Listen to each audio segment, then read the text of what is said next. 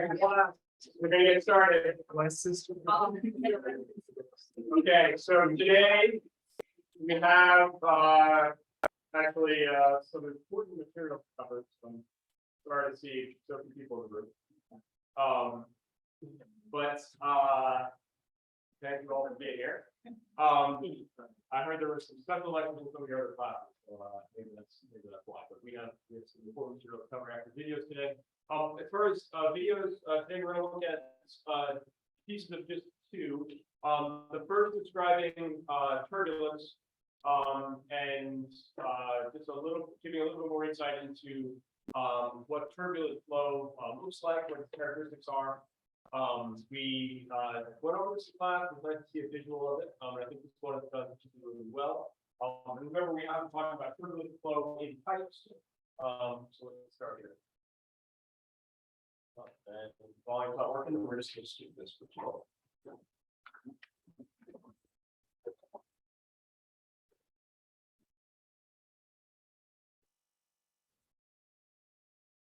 One more side.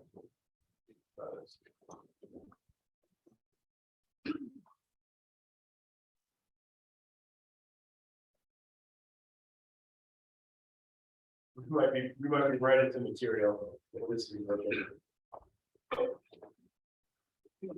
Yeah. Okay. All right. Well, we will pick up on this on Monday. Then we're going to have a YouTube Monday instead of a YouTube Friday. This video is going to illustrate some again some turbulence, and we'll talk about hydraulic grade line as well through the lens of the video. Sorry for that disappointment. Friday morning. Okay, so we're going to pick up where we left off. Right, this is roughly where we left off on Wednesday. So we have, so remember at the beginning of chapter 6, we said that we were using an energy balance approach to solve the flow inside of pipes, inside of pipe systems. And we developed an energy balance, a form of the energy balance equation for flow through pipes that was said that the head loss due to friction was balanced out by the difference in the potential energy and pressure available to work within the flow, between the inflow and the outflow. We again remember we noted in that early lecture that we can take the height, the elevation of a pipe system or a point in the pipe plus P1 over rho G. We call this hydraulic grade line. And here I've rewritten our energy balance from early in this chapter in terms of hydraulic grade line at point 1 minus hydraulic grade line at point 2. And we'll see that on Monday when I get the sound working on my computer again about how we can use that to gain some insight into flow in pipes. But for now, just remember that the far left and right hand side of this expression came from an energy balance. And then the rest of the work we've done has been to first define the head loss due to friction inside of just a single piece of pipe, a long straight run of pipe. And we found that as V squared FL over 2GD. Right, that's this head loss due to friction within a long run of pipe. And then at the end of last class, we added in another component to account for minor losses, fitting, bends, and expansions and contractions of the pipe. And rewrite that as V squared over 2G times some of the N. And so putting this all together, we're going to say that the frictional losses here, all the frictional losses together in this H total, again, given by this expression here, are balanced out by the losses in the pipe. So today we're going to go through how we can use this to solve different types of problems, which is why this is going to be an important lecture for others to catch up on. I'm going to put my headphone in to get us this better. Okay, so wow, it's really quiet in here today with the air conditioning having been fixed. We're doing a lot better than we were last class. It's also a nice, comfortable 70 degrees. So before we get started, any questions on where we are, where we've come from, and then we'll see where we're going. Yeah. Yep. Yeah, with the exception, the one K value that I would expect you to know, although you can look it up in your textbook as well, is K is equal to 1 if we have any kind of an exit into a big reservoir. But yeah, otherwise, this is something that we're going to look up, right? So you have your textbook to look this up. I'll give you, I think there's an example from a previous exam where I give you a chart to look this up on one of those problems. Or you would look this up in from manufacturer data or something. Yeah. You look very confused. Can I help? Can I help at all?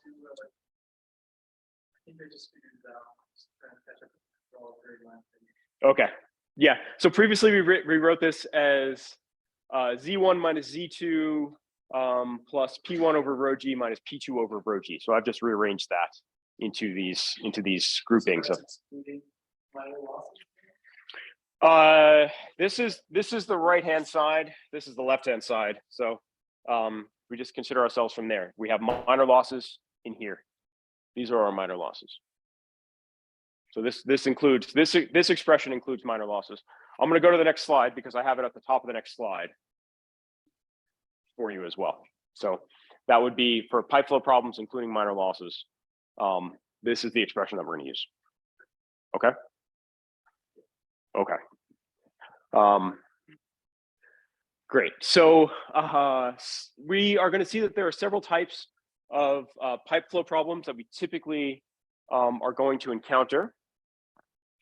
So most of the time we're going to be given rho, U, and G, right? We'll know what fluid we're working with, and therefore we know the density and viscosity. And we know what planet we're working on, so therefore we know G. And so that means when we're solving for flow through a pipe, there are just a few things that we could potentially be trying to solve for. And in this initial discussion, for the first couple of examples, we're going to ignore minor losses. Just like for the first couple of problems on your homework, I told you to ignore minor losses. For the first couple of examples here, we're going to ignore minor losses just to get a handle on that first term and how we can deal with that first term in this expression. Okay. One question is, when can you ignore minor losses, right? One not very satisfying answer is when they're not important. But a more concrete way of figuring out when they're not important is by comparing the value of that sum of K term to that FL over D. And that is part of one of the problems on your homework. So you're going to get a chance to look at that on your homework. Yeah. Are you going to state?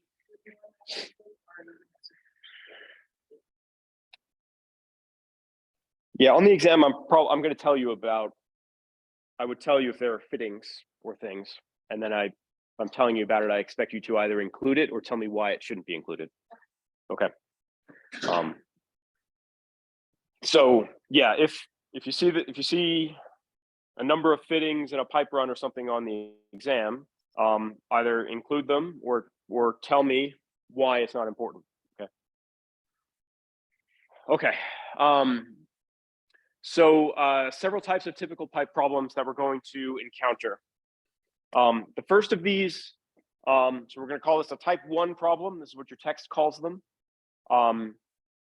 And these are where we're solving for head loss. So we'll typically be given pipe diameter, pipe length, and either velocity or flow rate, and asked to compute the head loss, HF.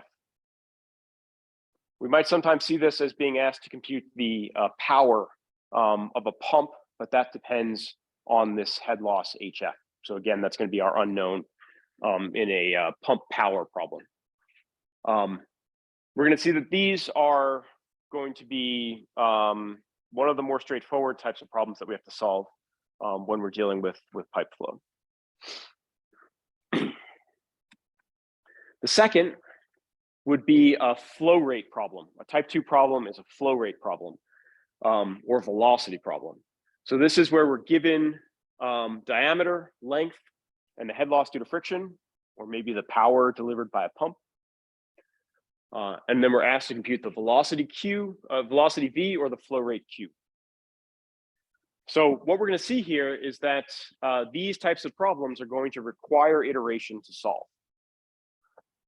Because we're going to see that we're not going to be able to separate. So we have V squared times F in our expression, V squared over 2G times FL over D. We have that term V squared times F. And F depends on V, and V depends on F. So this type of problem is going to require iteration to solve. Yep.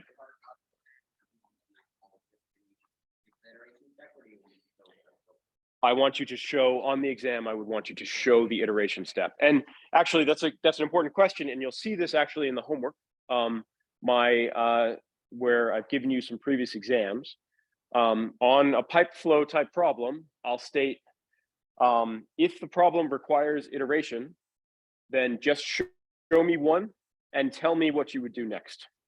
Okay, so I don't expect you to sit there and just like crank through iterations over and over and over again, but I expect you to show me how you do the first one and then tell me that it would require iteration to solve, right, to get full credit. Okay, so merely doing the first one and then not telling me you would do more iterations would not be full credit, right? I want you to like do the first one, show me that you know how to do the first one, and show me that you know that you would have to do more. Okay.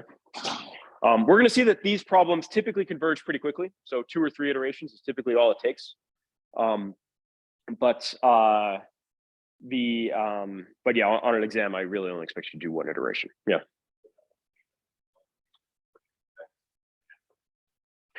Well, I expect an answer. It's just going to be an intermediate answer, right? So you're going to have an answer that is not the final answer. Yeah. So for example, for a velocity or flow rate problem, you just give me the velocity after 1 iteration, and then you'd say, you know, V is equal to this. I would need to iterate, you know, in order to find the final V, right? I would then expect you to use the answer from that first iteration, the next part of the problem. It's going to be pretty. We'll see it converges pretty quickly. So it would. It's not typically going to be that far off. Yes. Is there a specific method of iteration that you want us to use? Yeah, we'll go through. The iteration method that we're going to use is so we're going to be solving for both F and V, right? And they have interdependence. So we're going to make a guess for F and solve for V, and then update our solution to F, and then solve for V again. Update F, solve for V again until it converges. So that's the way we're going to do this. Okay. Okay. Type 3 problem is a pipe sizing problem. This also requires iteration. In this case, we're given length, head drop, or head loss due to friction, and velocity or flow rate. We'll be asked to compute the pipe diameter D. And again, we have F over D, right, appearing in that expression. And so again, the friction factor depends on the diameter, and the diameter that we need to carry the flow depends on the friction factor. And therefore, this will require iteration as well. Then the type 4 problem, which is sometimes excluded in fluid mechanics textbooks because it's really not that common, but there is an example in your homework of this, is a pipe length problem. And this is where you're given diameter, head loss, and velocity, and asked to compute the required pipe length, L. So this is not that common because typically you have like 2 points that are so far apart and you know what length of pipe you need between them, right? So most of the time you're going to know what length is, but this type of problem, you could also potentially encounter this. This is, and this also, just like a type 1 problem, this type of problem does not require iteration. You can directly solve for this. Okay. Any questions on this? I want to show you what this means. Okay, so the head loss problem, type 1. So this is example 6.6 in your text. The question is to compute the loss of head and pressure drop in 200 feet of horizontal 6-inch diameter asphalted cast iron pipe carrying water with a mean velocity of 6 feet per second. Language sounds a little bit outdated because this problem comes from the original Moody. Right, so this is an example problem that Moody of Moody chart fame used to illustrate the use of the Moody chart. And this is a head loss problem, right? Because it states right there, compute the loss of head and pressure drop in this pipe. We're given the length, we're given the diameter, and we're given the velocity. Right? So our approach to solve this problem is going to be first to find the Reynolds number. So remember, exactly what formula we use to solve for friction factor depends on Reynolds number. So in this type of problem, as soon as you can compute Reynolds number, you should. So we'll see that in a type 2 or 3 problem, we don't know velocity or diameter to start with. So you have to make a guess, right? So you have to guess turbulent or laminar to even get started on the problem. But in this type of problem, we have everything that we need to compute Reynolds number. So we should start by computing Reynolds number so that we know exactly what approach to use. So we're going to find Reynolds number, find epsilon over d, right, which is our relative roughness. From that, we're going to get our F, our friction factor, and then we're going to plug that into the head loss expression to get the answer to this problem. Okay. And then from there, from the head loss, we can then compute the pressure drop. So first we check the Reynolds number, right? Rho VD over mu. And this is being done in English units, right? So in terms of slugs and feet per second.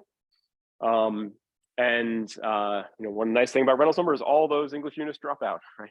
So we get something that's dimensionless and a value of 280,000. So is this laminar or turbulent flow? Turbulent flow, right? For flow within a pipe, 280,000 is definitely turbulent, okay? Because it's well above our transition region around 2,000, 2,300. So first we check Reynolds number, and this is indeed turbulent. So this tells us that we are going to use the turbulent part of the Moody chart, right? Or we could use the turbulent Colebrook relation to find friction factor. But before we do that, right, friction factor also depends on epsilon over d. So we need to find epsilon over d. And from table 6.1 in your text, which we popped up on the slides last time, I don't believe I have them here. No. We look up for asphalted cast iron. The roughness is in feet, because we're solving this problem again in English units, 0.0004 feet. Okay, not terribly intuitive, but 0.0004 feet is the roughness of an asphalted cast iron pipe. So then we calculate epsilon over d is 0.0004 feet divided by the diameter of the pipe, which is 0.5, and we get 0.0008. Okay, so with these two values now, we can find F, right? So that's why we compute them first. So let's look at how we find F. So now we have to find F. So one way is by using the Moody chart, right? And the common objection is, well, it's not that accurate, right? If I'm going to find a point on here, I can't measure it that accurately. But remember, the values here are only good to within 10 or 15% anyway. So you're fine doing this by hand. On the Moody chart, we're going to look up for Reynolds number based on diameter of 2.8 times 10 to the 5th, and epsilon over d of 0.0008. I recommend you have your calculators in scientific mode, right? When you're computing these Reynolds numbers, will make it a lot easier. If you don't already. So now we have to find that on this chart, okay? One thing that can be a little tricky actually about the way this is presented. So this scale here is log, right? And actually both scales are log. It's a log-log plot. But the labels here can be a little bit confusing when you first see them. Because there are, for example, if you look, there are more than 10 lines per major division. So let's just talk about what's going on there for a second. So here I've marked out 1 times 10 to the 5th. This line here is 0.5 times 10 to the is 1.5 times 10 to the 5th. Then 2 times 10 to the 5th, 2.5, 3 times 10 to the 5th, 3.5, 4, 4.5, then 5, 6, 7, 8, 9, and then 1 times 10 to the 6th. Okay, so if I'm solving something using the Moody chart, I actually take my pen and I make these tick marks at integer multiples of of whatever decade I'm in, just to make it a little bit easier on myself. So take a look at this on the slides, especially after class and when you're solving problems, and make sure you understand where the different, what the different tick marks actually represent. Okay. But the reason why we have these intermediate ones, like we have one at 1.5 and 2.5 and 3.5, is that it's going to make it a little bit easier for us to get a fairly accurate answer to where we are on this Moody chart. So it gives us a little bit more guidance as to what we're looking at. Yes. On this chart, it does. Yeah. I mean, on most log scales I've seen, it doesn't often, but on this chart, it does. So yeah, that the same follows for every other decade in here. Yes. Why is the spacing bigger from like 1 and then smaller? Is there a reason to set up like that? That's what a logarithmic scale does. So a logarithmic scale allows us to capture a range from 1,000 to over 1 million, right, to 100 million, all within this relatively compressed space. And this a logarithmic scale is evenly spaced in log of the number, in terms of log of the number. And when you do that and then convert it back into a normal number, a non-log number, this is how the spacing ends up working. So this is a common feature of a log scale. And you can see the same thing, and that's actually how you can tell that this is a log scale, right? Because there is, even though there aren't so many decades covered here, right? There's not such a wide range covered here. You can see the spacing between 0.008, 0.009 is pretty small, right? It actually gets a little smaller when you go 0.009 to 0.01, and then much larger when you're going up 0.01 to 0.02, right? So we can tell. But yeah, this is a common feature of a log scale. Okay.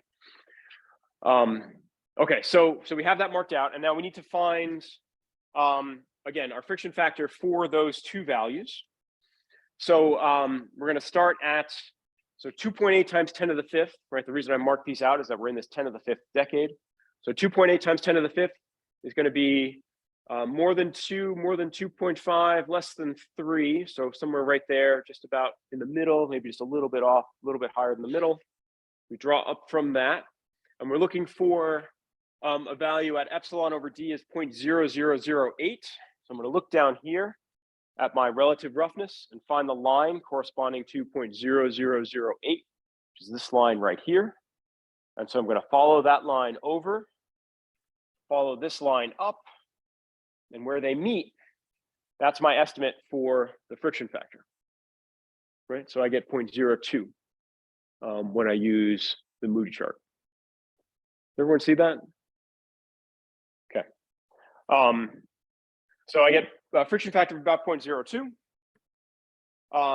Or I can use one of the equations, right? So we have the Moody chart. The Moody chart will be provided on the exam. It's a convenient way to solve these things kind of quickly. But you can also use the equation. So again, remember we showed a couple of different forms. There's the implicit form where we have friction factor on both sides, which requires iteration to solve. So there's iterations within iterations sometimes of solving these problems if you use this form, for example. These iterations are different than the ones that we're going to do to solve a type 2 or type 3 problem. Okay, these are iterations just to find friction factor given Reynolds number and roughness.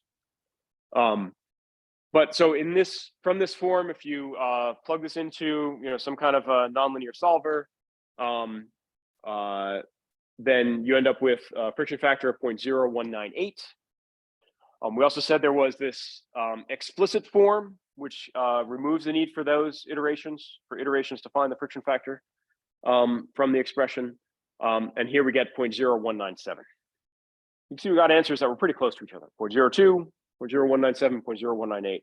All of these are well within error for the Moody chart or the Kohlberg equation. So any of these are fine for solving the problem going forward. So with this and using a value of 0.02 that we pull off from the chart, we can then find HF. So HF is F L over D V squared over 2G. We now know everything on the right-hand side of this expression. And so we can just solve for the head loss due to friction of 4.5 feet. Okay. Yes. So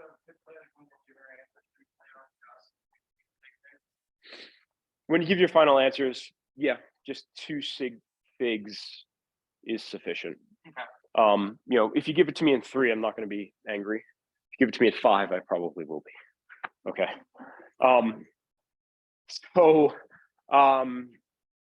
And you'll see your textbook advocates that when you're doing iterations, you take it out to 3 sig fig, I guess, so that then you have an answer to at least 2. So we'll see that in the next problem, but we'll talk about it in the next problem. Let's leave it there. And then delta P, so the pressure drop. So if we want to find this in pascals or PSI, or in this case pounds per square foot, is rho G times H. Okay. I will sometimes look for an answer in terms of pressure drop, so this is an important one to know. But this comes from our definition of what head is.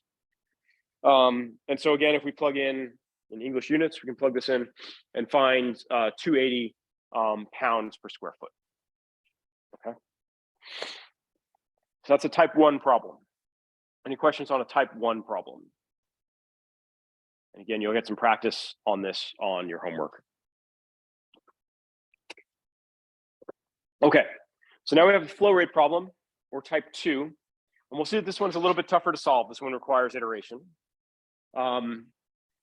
Because again, F depends on V and V depends on F, right? So we're going to have to do some iteration back and forth. So if we have, so in this case, this is example 6.9, we have oil with given density and kinematic viscosity, flows through a 30 centimeter diameter pipe, 100 meters long with a head loss of 8 meters. In this case, we're given the roughness ratio, so we don't even have to look up what the roughness is. And we're asked to find the average velocity and flow rate. Okay, so we're asked to find V and Q. So those are not given. So let's look at this expression here for HF. We have the head loss due to friction in this pipe. It's friction factor times L over D times V squared over 2G. And again, we have everything other than velocity and friction factor. So our approach is going to be to look at our energy balance for flow within this pipe.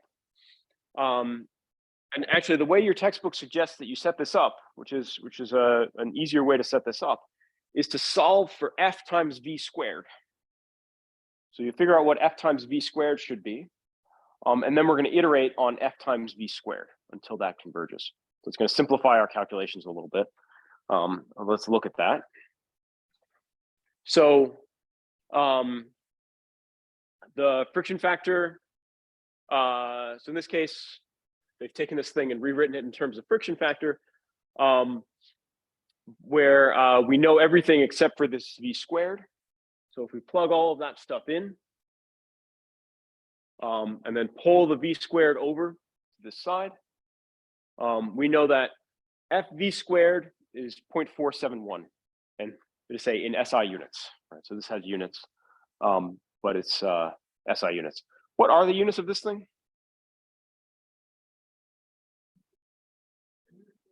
Meter squared, second squared, because F, what are the units of F? Dimensionless, right? and v squared, right? We know. So this is not so hard. Your textbook probably shouldn't have skipped that. But so we know FV squared is 0.471 meters squared per second squared. And then now we're going to iterate to find F and V. So now where do I start? What should I do to start? Telling you we're going to guess F. Okay, we're going to start by guessing F. But what value should I use to guess? Should I guess to start with for F?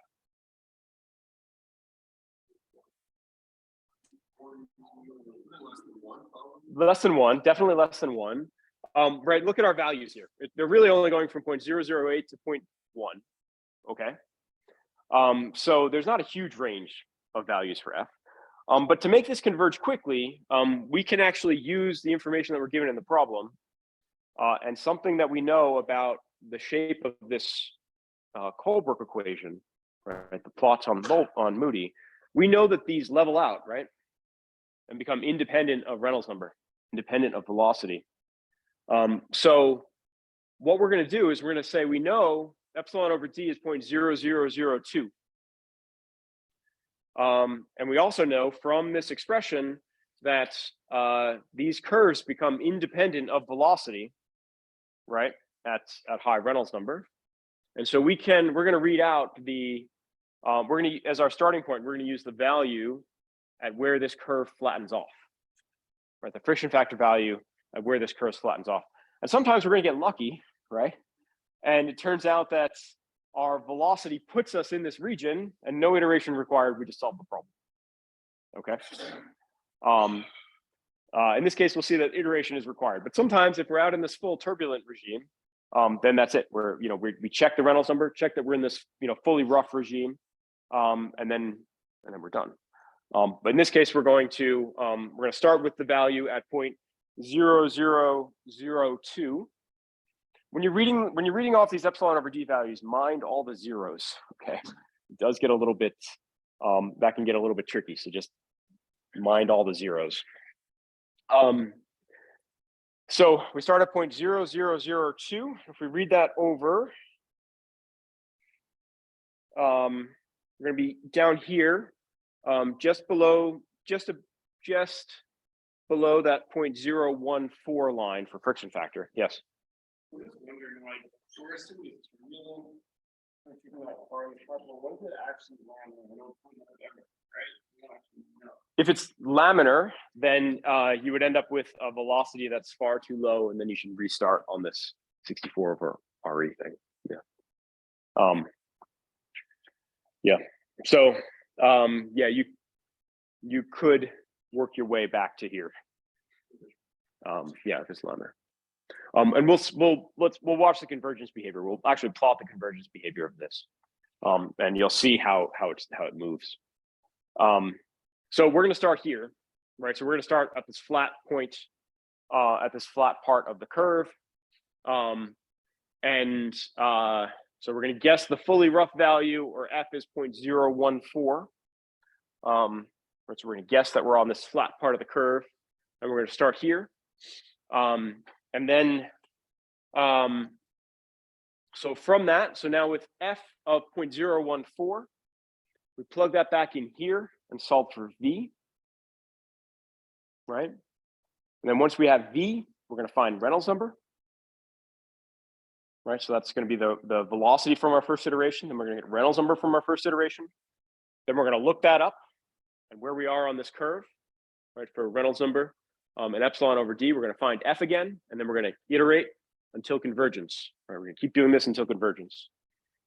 So if we guess F of 0.014, velocity is 5.8 meters per second. Plugging into Reynolds number, 87,000. So that puts us here on our Moody chart. So now we read off the new friction factor, right, of about 0.02. They get 0.0195. They use an equation to get this. But so we're about here. Now we're going to plug this in. We're going to iterate again. We're going to do the same thing again. We're going to take that new friction factor, update our velocity, update our Reynolds number, update our friction factor, and so on until convergence. So F of 0.0195, we get velocity of 4.9 meters per second. Reynolds number is 73,700. So we're now here. You can see this thing converging, right? It's slowing down. The movement is slowing down already along this curve. We get a new friction factor of 0.0201. We're basically converged, right? We're basically converged on this iteration, honestly. But so we do this again. We compute our velocity of 4.84 meters per second. Reynolds number is 72,600, right? So just a little bit lower. Then, you know, if we were to find that on this plot, we'd see that we're basically at 0.02 or converged as far as this plot is concerned. In this example, the text is running through using one of the equations, right? One of the equation forms. I think this is the explicit form to find friction factor, and it's converged now to 3 significant digits, 0.0201. We're definitely converged. And so our velocity is 4.84. Okay, so this giving the final velocity here is 4.84 or 4.8 meters per second. Okay. So the basic approach is take everything other than the unknowns, right, and try to solve for what the value of, in this case, your unknowns multiplied by each other is, right? F times v squared is 0.471, and then we're going to use that to set up these iterations, right? Guess F, find v, update F, find a new v, update F, find a new v until converge. Okay. Any questions on this?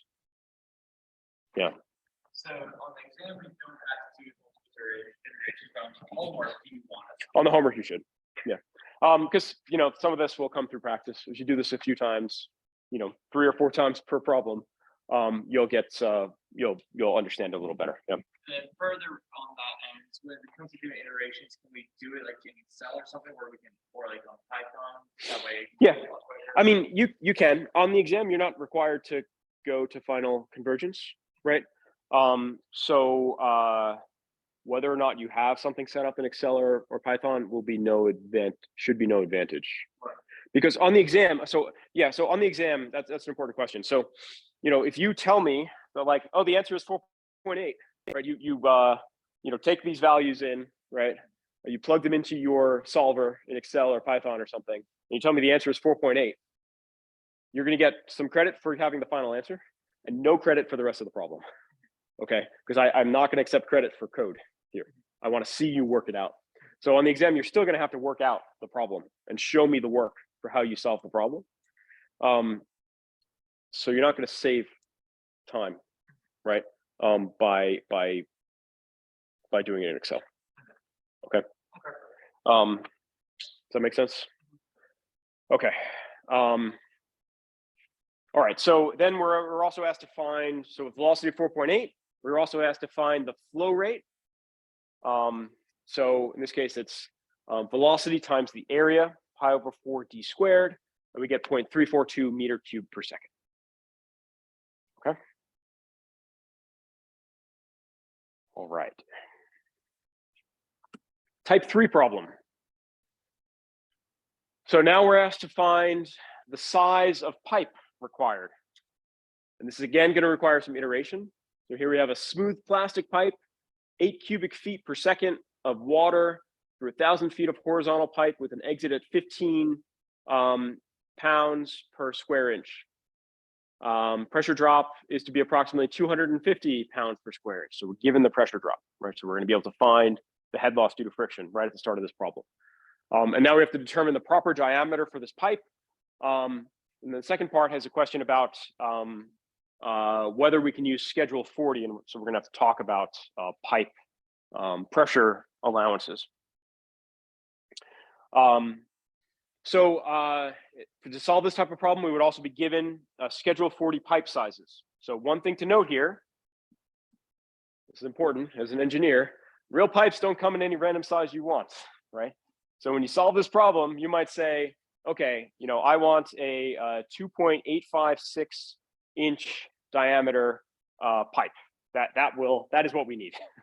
And there probably is no such thing that's available to you, right? So you have to choose from what's available. And pipes, so pipes only come in certain sizes. So we're gonna have to use that to solve this problem. The other thing to note is that when we say a 2-inch pipe, it is not 2 inches exactly, it's not exactly 2 inches in any of its dimensions. Okay. So a 2-inch pipe is actually a 2-inch Schedule 40 pipe is actually 2.067 inches in internal diameter. So it's about 2 inches, but it's not exactly. Schedule 80 would be different. Schedule 20 would be different. So you have to basically just have to look this up. Okay. So if I'm asking you something like this on the exam, I'll give you these tables. These tables are also in your text, and these are, you know, industry standards. What's that? Well, it makes it cheaper for you, right? Because if we had to manufacture pipes to every fractional inch spec, it would be prohibitively expensive. I mean, if you have a super high-end, you know, custom application, you know, some aerospace application, you can make whatever pipe you want because you're making it out of titanium or something. But for most piping runs, we're going to use what's cheap and available. So we're going to start with what size of pipe. So this is going to be another iterative solution.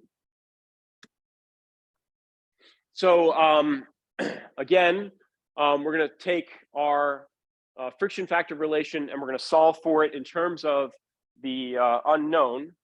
One thing to note, though, we can rewrite, so that's really handy when we're solving this type of problem. We can actually rewrite our friction factor in terms of diameter and Q. So if you had to solve for Q, this would be a little bit faster as well. Okay. These expressions here are equivalent. We've just plugged in essentially an expression for what velocity, how velocity depends on diameter d. And so in your text, they're using this expression in order to find the friction factor, because we're given, in this case, we were given the flow rate Q. And so this gives us, allows us to solve for everything but the unknowns. So we have neither D nor F. In this case, we know that they're related by the Prandtl formula because we're on the smooth pipe, where we said we had a smooth plastic pipe, right? So we can use the smooth expression, the Prandtl formula, or the smooth curve on the Moody chart. And so from that expression in your text, we plug in values and end up with 1 over square root of F is about 950,000 over D. And then now we can actually, because we're on that smooth curve, we can actually solve simultaneously for these two things. So you could algebraically now solve these two once you have these expressions. In this case, your text shows how to use iteration in order to do it. They use Excel, right? They show, in this case, how to set up using Excel. You'll notice we're using different solution methods for kind of each one of these problems to show a range of different ways to solve them. In this case, they're showing how to use Excel. One thing that I would note is that they set it up to read from right to left for some reason in this chart. So they guess F, they guess a nominal 0.02 for F, which is a value that has shown up a few times. Then they update this, then they update this, then they update this, and then they come back over here and plug this in as their new guess for F. From that, they end up converging at 0.0104 rather. And you can see we were basically there after, again, just two iterations. Even though we started at something that was like not that great of a guess. right? So again, we converge relatively quickly.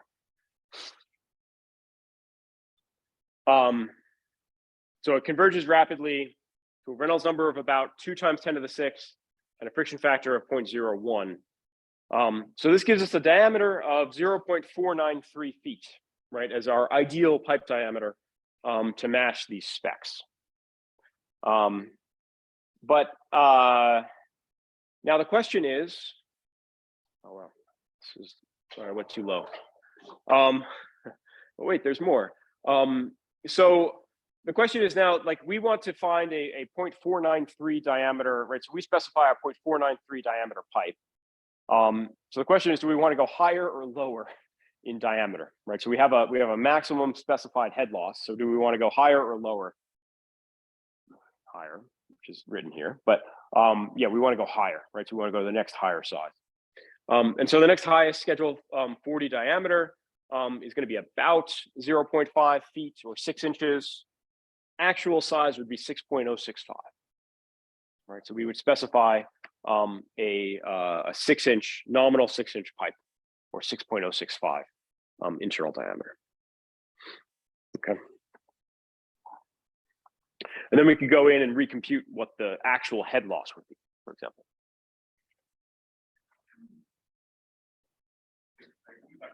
Yep.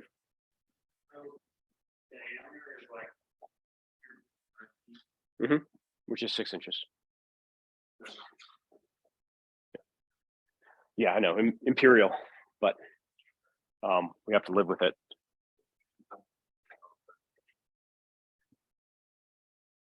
Yeah, so we have so this comes from what we're given in the problem and the head loss, definition of head loss. This comes from the definition of our, sorry, this comes from, oh, sorry, I said we could actually plug these in and solve simultaneously. We cannot actually. I apologize. So this is our solution for Reynolds number based on diameter in terms of the unknown of diameter. And then this is the expression that we're going to be solving in order to compute the friction factor. Right, so this comes from the Prandtl equation for friction factor of smooth pipes. And so we're solving them simultaneously, as in we're iterating through these, right? So we're going to guess the same approach, though. We're going to guess a friction factor, compute the diameter, right, from here, from that expression. And then we're going to, then we compute the Reynolds number, update our friction factor using this expression, right? Yeah, from the Moody chart, in this case, it's smooth. So we're using the smooth equation, but that's just plotted on the Moody chart. So we can use Moody chart as well, right? And then that comes over here. We update D, update Reynolds number, update F. And at this point, we do it again, and we see that we've basically converged. Yeah.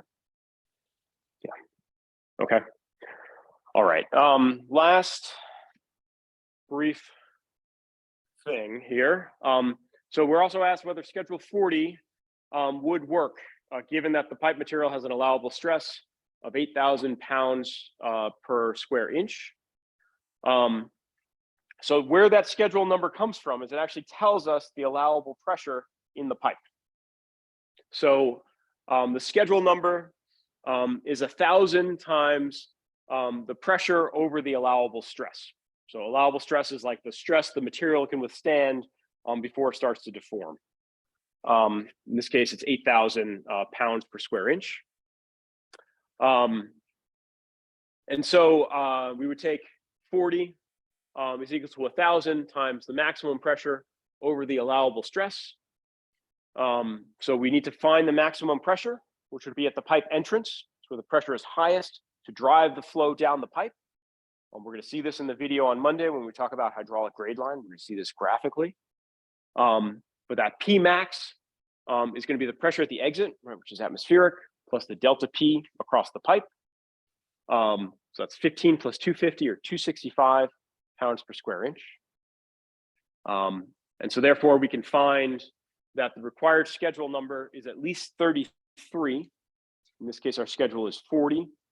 And so we're fine. That means our pipe can withstand the maximum stress. So schedule 40 pipe, nominal diameter 6 inches is gonna solve our problems. Okay. We'll follow up with this on Monday. I realize we're out of time for today. Any lingering questions as you're packing up? Okay. We are going to be having a review on Wednesday. That's correct. Okay. All right. Thank you all. Have a great weekend.